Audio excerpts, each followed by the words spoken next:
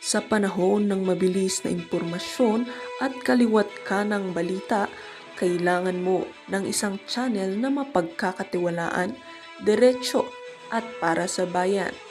Ito ang Balitang Pambansa, ang iyong bagong tahanan ng mainit na issue, tunay na impormasyon at mga balitang hindi mo dapat palampasin. Mula sa mga trending na kaganapan sa social media hanggang sa mga seryosong isyong pambansa. Bantay kami sa bawat sulok ng bansa para sa iyo. Hindi lang basta chismis, kundi validated news, mga impormasyon na may batayan at mga kwento ng tunay na buhay Pilipino. At kung gusto mong laging nauuna sa kaalaman, huwag kalimutang mag-like, mag-share at higit sa lahat, mag-subscribe. Dahil sa Balitang Pambansa, balita mo, boses mo, bayan natin ito.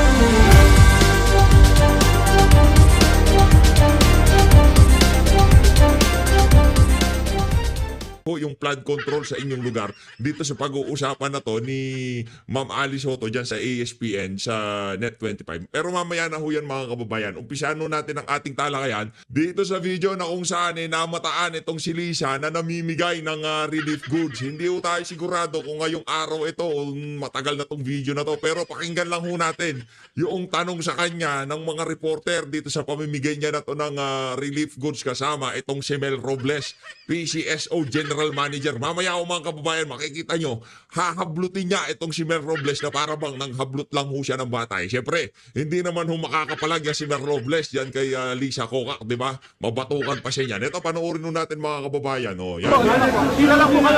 Hello mga tribune!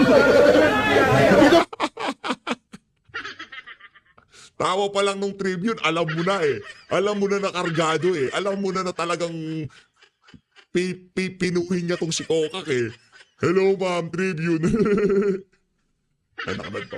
Pambira talaga tong mga taga-Tribune na to. Game! Kami, nasunugan kami! Nasunugan kami! Hindi, huwag naman. Huwag na meron na kami na case ko. Kakampi mo kami, mga. Kakampi mo kami, ma'am. Ito pa isa kakampi namin. Akala ko ma'am nasa US kayo. Akala ko nasa US kayo. Nakita niyo ho kung paano niya hinablot itong si Melquiades Robles? Itong si Mel Robles. Di ba? Parang hindi PCSO General Manager. Sa bagay, ano lang niya naman niya, utusan niya lang naman yan.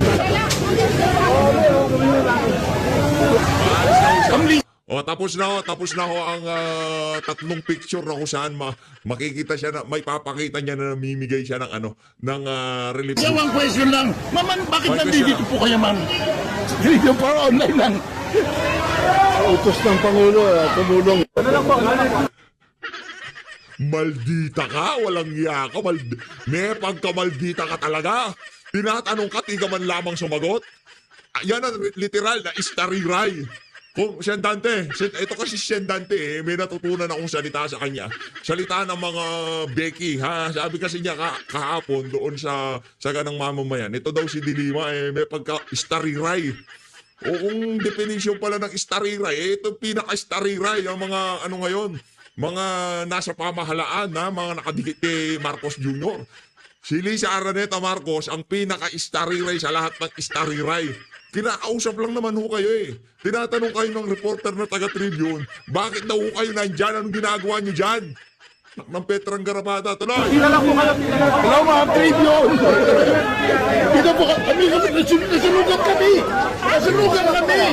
Hindi, huwag naman. Huwag na meron na kami na case ko.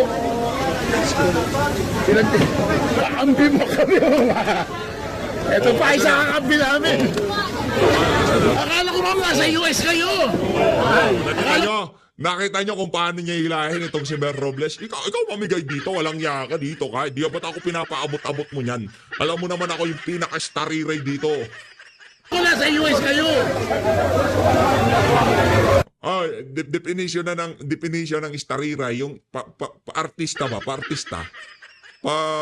pabida-bida, yung gano'n. Star nga, Starry Ray, oh. Sino may kasalanan yan? Si Senator Dante Marcoleta. Napasearch tayo kagad. Ano ba ibig sabihin ng Starry Ray? Di natin alam. Buti pa siya alam niya. Kausen ha, napaghahalata kita ha. Ginagamit mo mga salita, malulupit. Starry Ray. Ma'am Lisa, one question lang. Ma'am, bakit nandito po kayo, ma'am? Kung di ka pa naman sa kalahating, di ba? Tatanungin mo, si Lisa, anong ginagawa niya dyan? Talagang magagalit yan. Eto, lipat ho tayo doon sa report ng Billionaire News Channel. Ayan o mga kababayan, maliwanag pa sa sikat ng araw. Ha? Hindi ho galing sa atin yan, galing hong bilyonaryo yan.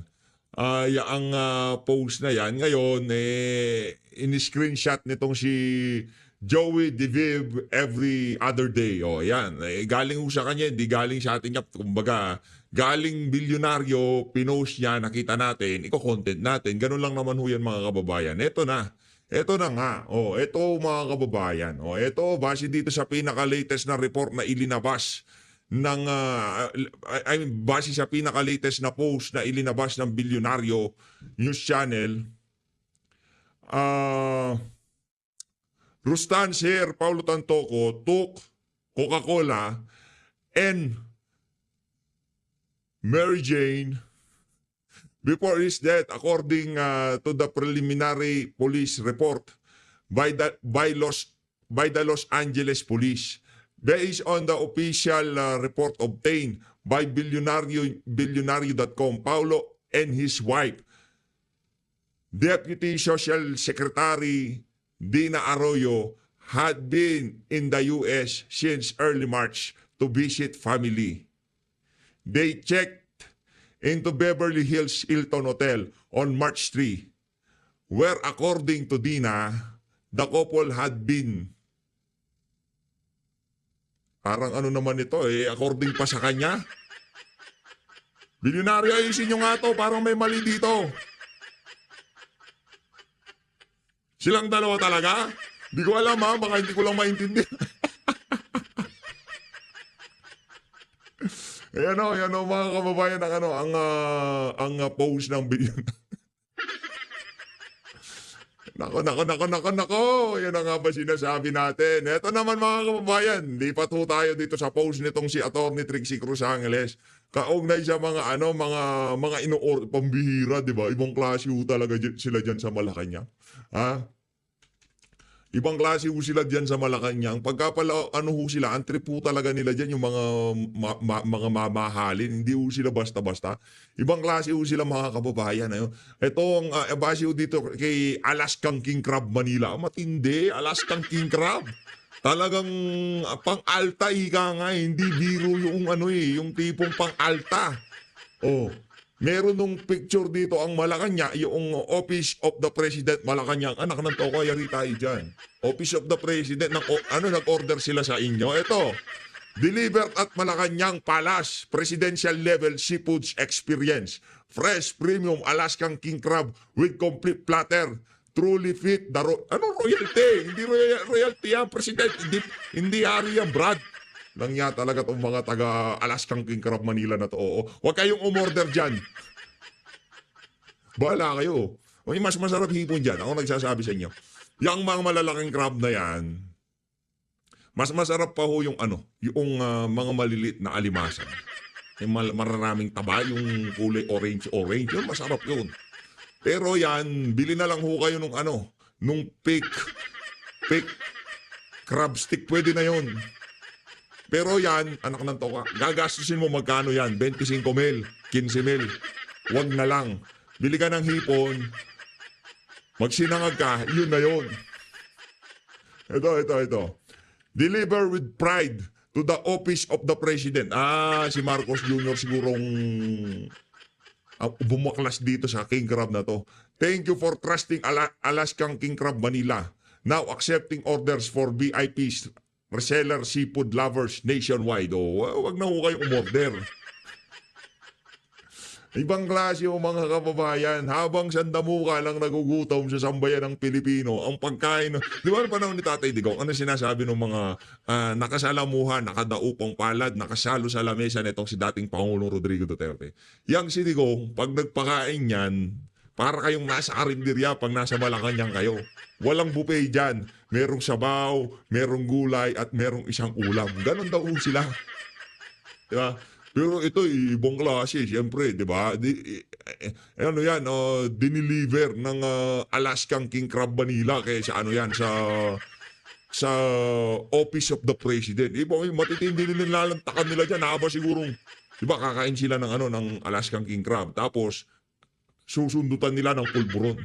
Magdidiset sila ng pulburon.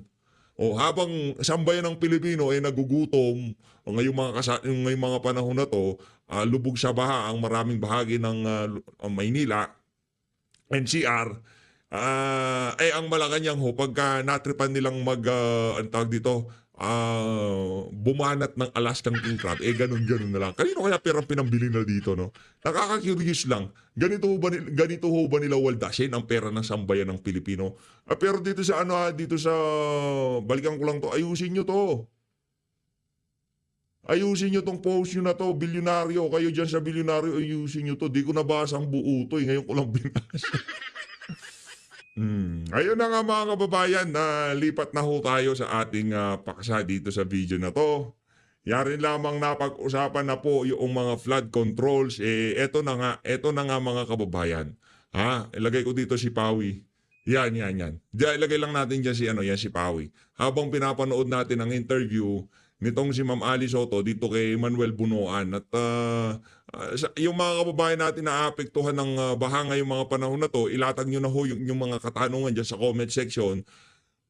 Kaugnay sa 5,500 flood control na ibinida nitong si Marcos Jr. nung kanyang huling sona. Ngayon magsosona na siya, sabi siguro ng tadhana sa kanya. Walang yaka, magsisinungaling ka na naman sa flood control Magsisinungaling ka na naman sasampalin kita ng katotohanan. Walang flood control. 1 billion per day. 1 billion per day. Pilipinas, makinig kayo. 1 billion per day flood control ang ginagastos galing sa pera ng sambayan ng Pilipino. 1 billion per day. Magkano ang ilinagay ho nila dyan sa flood control na yan? Ito. Dito sa 2025 allocation, budget allocation 2025 flood control project, 303 billion pesos. Ganyan ho katindi, ganyan ho kalalaki ang pondong ilinagak nila o ilinagay nilang pondo dyan sa mga flood control na yan. Mapahanggang sa ngayong mga panahon na to, ni kakarampot na epekto ng flood control hindi namin maramdaman. Alam ko na sasagot ni Marcos Jr. Alam ko na. Hindi ko na kailangan marinig yung kanyang mga interview. Dalawang bagay lang yan. Climate change o di naman ho kaya na-overwhelm. Huwag na tayo magpagawa ng flood control kung ma-overwhelm din pala. Anak ng tokwa. Yan nga ang trabaho ng flood control. Di ba? Talagang ipump nila yung tubig o pigilan nila yung tubig o marami ho yan Hindi naman porke flood control, mga dike o kung ano-ano, magde-dredging, maghuhukay, di ba? Lilinisin yung mga ilog. Marami hong maraming, pagka sinabing flood control, di lang pagtatayo ng mga infrastruktura yan. Maraming pagkokontrol ng flood. Paglilinis sa mga kanal, yung siguro galing ba sa flood control yon? Yung mga sa tupad, yung pinapalinis nila yung mga stay-stero, galing bang flood control yon? O iba pa yun? Sanga-sanga na. Ito na mga kababayan. Ang butihing kalihim po ng Department of Public Works and Highways, welcoming back to ASPN, ating Secretary Manuel Bunoan. Secretary Bunoan, magandang umaga po sa inyo. Good morning, Sec Bunoan. Welcome back. Welcome Good back, morning welcome po. back. Good morning sa ating lahat. Good morning, Ali. Good morning, Pat. Good morning to our listeners po. Secretary, with your kind permission, bago po natin natalakayin po yung issue po ng pagbaha, malawakang pagbaha po dito sa Metro Manila, yung mga Yes, lugar sir. po na hindi dating binabaha. Tatanungin ko lamang po kayo, itong balita po sa ating mga front pages na isusulong daw po ni dating Senate President At ngayon ay Senator Vicente Soto III, investigasyon tungkol dun sa mga budget insertions nung itong 2025 budget. At nababanggit po ang inyong kagawaran, kasi nga 1.1 trillion ang inilaan sa DPWH para sa mga proyektong infrastruktura na hiniling po ni Senate President Chis Escudero at ilang pang mga senador, at binabanggit nga po yung mga malalaking alokasyon ng Sorsogon, which is the province of Senate President Chis Escudero. Bulacan, na alam po naman natin na talagang binabaha. Grabe po ang Bulacan, Mindoro, Batangas, Davao, Occidental Mindoro, Quezon, Cavite, Valenzuela City at Cebu. Ito po, Secretary, kahandaan po ng inyong kagawaran para maipaliwanag po itong alokasyon na ito na binigay po sa inyong Naku, kagawaran at yung Naku, at ang pag-alat po sa mga various infrastructure projects po. Secretary. Yes po, I think, yes, there has been new items that were included in the budget of the department for 2025, but these were all, we respect actually the power of the purse of Congress, actually, na the outcome of yung pong final deliberation on the budget proposal of the department. So yun po ang pa natin, but we, of course, what we accepted are actually the projects per se that we are now trying to implement po. Ngayon, many of them are actually, as you said, mga flood control projects, other infrastructure din po, marami din po lahat. So, well, there are many projects that, new item projects that we are going to implement this year po, that were included in the budget of the department. Yung sinasabi naman po ni Senator Ping Lacson na mayroong mga maliliit na bayan, maliliit ang populasyon, pero nakatanggap po ng labis na malaking alokasyon para sa flood control. Nakokornian lang tayo dito sa atake nitong si Soto. Kaugnay dito sa mga flood. Wala tayong problema doon kung gusto nilang imbestigahan. Pero ang atin lang dito mga kababayan, halatang kargado Kasi kung hindi sana siya yung tipong tumakbo, kundi siya nag-i-interest sa pagiging Senate President. Kumbaga dito ang nangyayari, kung di nila makuha sa santong dasalan, idadaan nila ito sa santong paspasan. Kumbaga magkakaroon ng pahiyaan. Papakita nila yung panunungkulan nitong si Chis Escudero diyan sa Senado. Hindi ganun kahusay. Kaya siguro pagka ganito iniisip nitong mga unggoy na to nagnanasa maging Senate President, maliligawan nila yung kanilang mga kasama diyan sa Senado para palitan yang si Chis. Malabong mangyari yan. Tingnan nyo na lang mga kababayan, hindi mangyayari yan. Ika nga nila, dandil na yan. O para dyan sa mga pangbubulgar na yan na kesyo ganito, kesyo ganyan, meron palang ganito, meron ganyan. Wala problema, imbestigahan nyo, pero hindi ka pa rin magiging Senate President. Tapos. May paliwanag naman po ang kagawaran dito. Well, sabi ko nga po, it's not our own making actually po. These were all after we have submitted our proposed National Expenditure Program budget to Congress. And at the end of the day, nung pagkatapos po ng deliberation of Congress on both houses, then this is the, admittedly, there were actually several new items that were included po that resulted siguro yun na what has been observed na kung saan nailagay. But this we are now going to implement as the agency responsible for implementing it. Kasi nandito po sa budget ng department po. Oo.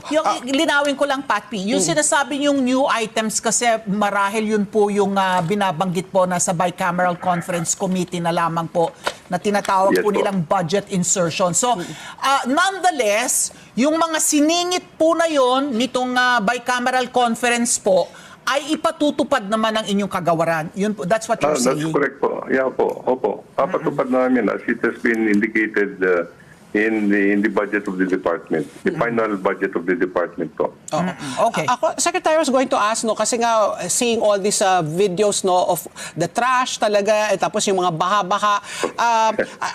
I was just wondering po, yung paggagawa po ng isang master drainage plan, well, does it also fall under your purview? Because apparently, kanya-kanya yung LGU, only Manila and Quezon City so far daw has a master drainage plan. But there are, I think, 17 cities here in Metro Manila. For we're going to concentrate lang po dito sa Metro Manila. What are the chances po of having a master drainage plan so that at least, you know, it's in sync with everybody? Hindi pag tawid mo ng Quezon City, babaha ka na pagdating mo kunyari sa Totoo Pasig yan. or whatever. Yun po, ano po yung plano po? Wishful thinking lang ho ba ito po? 50 No, I think it's yes. just about time, really. Actually, there has to be a real to goodness master plan for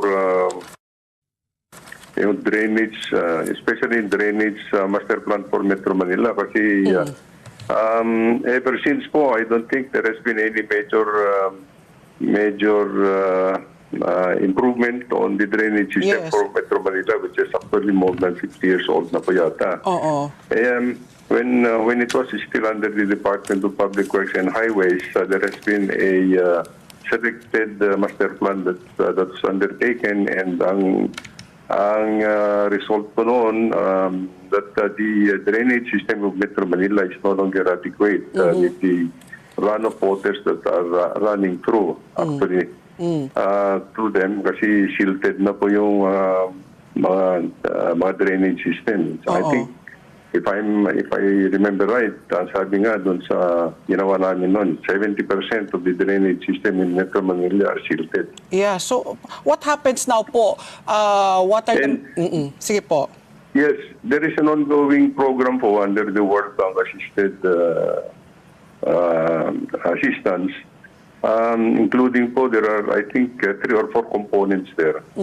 One is actually the one that is being undertaken by the department, which is actually the upgrading of the discharge capacities of the pumping stations. Kasi medyo luma na rin yung mga pumping stations, so we Yeah. have to increase the discharge capacities. Oh. Yun po yung, I think we are undertaking the rehabilitation of 32 pumping stations now. And many of them have been completed, and all of them will be completed by 2026. But Okay. all of this will have to be turned over to Metro Manila Development Authority for their operation po. Oh. Now, I think there are other components under this program. The other one is actually to address yung waste disposal, Yan. solid Okay. waste disposal. Oo. I think it's a very important component that it has to be addressed. The other one is actually yung land use plan, because marami pa rin yung mga tao doon sa mga baybayin ng mga esteros and so forth and so on. And of course, yung drainage master plan. Yan. Oo. Drainage master plan that will convey the flood waters to the pumping stations po. Kailangan po ba, Secretary, silipin ulit yung, I don't know how you call it, you know, yung hierarchy, yung structure, yung organization ng mga I'm thinking, why is MMDA? Hindi ko alam kung kaya ng MMDA tugunan ng flood control ng Metro Manila. Honestly speaking. Hindi Kaya ko alam. naman po nila. I think, in fairness, I think kaya naman po nila, because it's under their charter that they are the one responsible for it. And I'm sure that they have the capability and experience po. Kasi when it was taken over from the department, yung tauhan din namin sa department were all transferred to the MMDA. I'm sure na they're doing their best also. But I think, sabi nga natin, it has to be addressed on a comprehensive and integrated manner po. Kasi Kasi nga, engineering is just one of the solutions, but I think marami pa yung components that have to be addressed. kasi In nga, Metro Manila po. Kasi nga, kamukha nitong pagbabaha sa Commonwealth, yung pagbabaha po dito sa Commonwealth, ang Fairview, parang lampas tao yung bandang Fairview, Novaliches. And then may sinasabi po yung kasi sinisisi yung construction ng MRT7 na dun yata sa footing nagkaroon ng wall na nagiging sanhi din ng pagbaha dito sa... Let's take Commonwealth po, Secretary. Bakit po ganito na lang ang pagbaha sa area na ito? Sa Commonwealth, yes. Kaya nga, we were surprised actually for the longest time. I think this is, hindi naman binabaha ang Commonwealth noon, actually now. Yes po. Pero naman nagkaroon yata ng ganitong sitwasyon ngayon, and we are trying to, liaise kung ano yung mga problema. Sabi nga nila, nabarahan daw yung pag-construct ng MRT7. At I think, yung main drainage din siguro,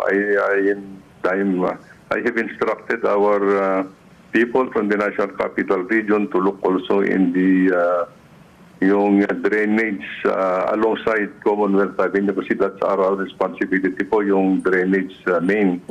Baka kako nabarahan din but they have assured me na nadidiklag daw naman yung yung water line ay yung drainage lines namin sa along Commonwealth Avenue. So we will just have to coordinate with all concerned. Actually siguro whatever we can help para makita natin kung anong problema. In fact, the good mayor has